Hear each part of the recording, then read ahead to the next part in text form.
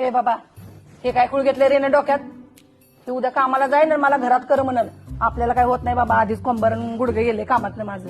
आणि उद्या तुला बी लावल धुणं भांडी करायला, मग बस करत बघायला लागलं ना बाकीच्यांचं काय हाल चाललंय. मी बोललं तर माझं तोंड दिसेल.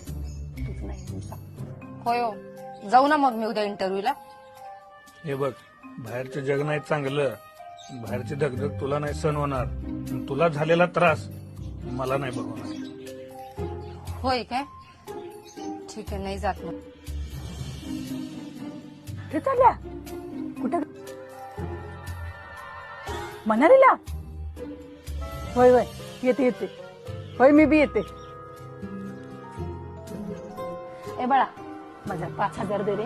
ते आमचं महिला मंडळाचा ग्रुप आहे ना, ते देवदर्शनाला चालला रे. मी बी जरा जाऊ म्हणा लागल्या. ओ आई, कशाला खोटं बोलायला लागलायसा? मी आताच तुमचं फोनवर बोलणं ऐकलंय. मनालीला चाललं. काही नको, तिकडे बर्फ पडत असते, आधीच त्यांची कंबर आणि गुडघं दुखतात. तिकडे जाऊन बर्फात आणि येऊन आजारी पडतील. हे बघ आई, बरोबर बोलायला ही तू अजिबात कुठं जायचं नाही. तर तुला काही बरं वाईट झालं तर ते मला काही सहन होणार नाही. या दोघींची मनं सांभाळायची लई तारेवरची कसरत रे बाबा.